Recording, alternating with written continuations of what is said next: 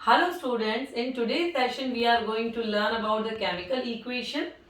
So first of all, we will learn how to write a chemical equation and how to balance a equation. हमने देखा है कि generally students को यही नहीं पता होता है कि केमिकल इक्वेशंस को कैसे लिखा जाता है। तो आज की वीडियो में हम सीखेंगे कैसे हम इक्वेशन को लिखते हैं। लिखने के बाद भी हमारी इक्वेशन बैलेंस है या नहीं है उसे भी हम पहचानेंगे। अगर वो बैलेंस नहीं है तो उसे बैलेंस कैसे किया जाता है वो भी आज हम सीखेंगे। तो आप देख पा रहे हैं मैंने अपने बोर्ड पे कुछ इक्वेशंस को लिखा है। जो फर्स्ट इक्वेशन आप देख सकते हैं, जब हम नाइट्रोजन की रिएक्शन हाइड्रोजन से कराते हैं तो हमें अमोनिया मिलता है। तो first of all we will learn the basic steps. You can see here in the left hand side I have written few things. These things are called reactant, and in the right hand side whatever we get it is called product. हम जिन चीजों का use करते हैं बनाने के लिए उन्हें हम रिएक्टेंट कहते हैं। लाइक घर पे अगर आपको केक बनाना है तो फर्स्ट ऑफ ऑल आप क्या करते हैं, सारी चीजों को कलेक्ट करते हैं। उन सारी चीजों को क्या कहा जाता है, रिएक्टेंट कहा जाता है। उन सबको मिलाकर जब आप बेक करते हो तो आपको प्रोडक्ट के फॉर्म में क्या मिलता है, केक मिलता है। तो केक हमारा क्या है, प्रोडक्ट है। सेम यहाँ पे भी है केमिकल इक्वेशन में, जब आप कुछ मटेरियल को इकट्ठा करके उनमें आपस में केमिकल रिएक्शन करवाते हो और जो चीज आपको मिलती है वो क्या कहलाती है, प्रोडक्ट कहलाती है। तो अमोनिया क्या है, यहाँ पर प्रोडक्ट है। तो केमिकल इक्वेशन के दो पार्ट क्या है, वो दो पार्ट है रिएक्टेंट एंड प्रोडक्ट। तीन इक्वेशन आप देख सकते हैं। अगर मैं यहां इन नंबर्स को हटा दूं तो आप सबसे पहले इस फर्स्ट इक्वेशन को देखेंगे। नाइट्रोजन की रिएक्शन हाइड्रोजन से कराने पर अमोनिया मिल रहा है। क्या ये इक्वेशन बैलेंस है? ये इक्वेशन बैलेंस नहीं है। आप कैसे आइडेंटिफाई करेंगे कि इक्वेशन बैलेंस है या नहीं है? उसे पहचानने का तरीका है number of atom in the left hand side and the number of atom in the right hand side, they should be equal. उनके नंबर्स क्या होने चाहिए, इक्वल होने चाहिए। तो फर्स्ट ऑफ ऑल आप देखेंगे लेफ्ट हैंड साइड में नाइट्रोजन है 2, लेकिन राइट हैंड साइड में हमारे पास नाइट्रोजन कितना है, ओनली 1 है। लेफ्ट हैंड साइड में हाइड्रोजन के कितने एटम्स है, 2 एटम्स है। बट राइट हैंड साइड में आप देखेंगे हाइड्रोजन के एटम हमारे पास कितने, 3 है।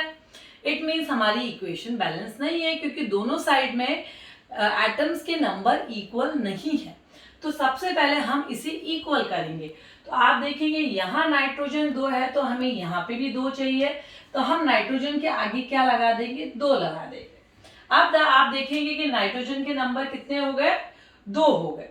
अब आप देखेंगे राइट हैंड साइड में भी नाइट्रोजन के नंबर 2 है और लेफ्ट हैंड साइड में भी आप देखेंगे 2 है। इट मीन्स हमने नाइट्रोजन को बैलेंस कर लिया। अब हम आते हैं हाइड्रोजन पे। हाइड्रोजन को आप देखेंगे, हाइड्रोजन की नंबर ऑफ एटम्स कितने हैं, लेफ्ट हैंड साइड में 2 है, लेकिन राइट हैंड साइड में हमारे पास कितने हैं, आपने देखा यहाँ पे 3 है और मैंने आगे 2 लगा दिया। तो हम इसे मल्टीप्लाई करेंगे तो 3 2 जा 6 हो गया, लेकिन यहाँ तो हमारे पास 2 ही था। अब हम क्या करेंगे, इसके आगे भी हम 3 लगा देंगे। अब आप देखेंगे 3 1 जा 3, 3 2 जा 6। अब हमारे पास हाइड्रोजन के भी नंबर ऑफ एटम्स कितने हो गए, लेफ्ट हैंड साइड में 6 हो गए। तो अब हम देखेंगे दोनों और, in the left hand side और in the right hand side, the number of nitrogen atoms and hydrogen atom, they both are equal in the right hand side also, so that we can say our equation is a balanced equation. In the second equation you can see here, when we react sodium with water, Na को हम क्या कहते हैं, sodium कहते हैं। First of all आपको सारे जितने भी एटम्स है उन सब के क्या याद करने हैं, आपको सिंबल्स लर्न करने हैं। तो सोडियम का सिंबल Na होता है। जब इसकी रिएक्शन वाटर से करवा रही हूं तो मुझे क्या मिल रहा है, sodium hydroxide and hydrogen gas मिल रही है। अब ये इक्वेशन बैलेंस है कि नहीं उसे हम चेक करते हैं। लेफ्ट हैंड साइड में आप देखेंगे कि सोडियम के नंबर ऑफ एटम्स कितने हैं, 1 है, लेकिन राइट हैंड साइड में आप देखेंगे हमारे पास सोडियम कितना है, 2 है। तो आप देखेंगे सोडियम तो बैलेंस नहीं है। तो हमें अब क्या करना है, सोडियम को बैलेंस करना है। तो हम Na के आगे क्या लगा देंगे, 2 लगा देंगे। अब आप देखेंगे हाइड्रोजन कितना है, 2 1 जा 2, 2 2 जा 4। यहाँ हाइड्रोजन कितना आप देखेंगे, यहाँ हाइड्रोजन के 2 एटम्स है और यहाँ भी 2 है, 2 और 2 कितने हो गए, 4 हो गए। इट मीन दोनों और हाइड्रोजन भी बैलेंस है। फिर आप देखेंगे ऑक्सीजन, ऑक्सीजन के कितने एटम है आपके पास, 2 है।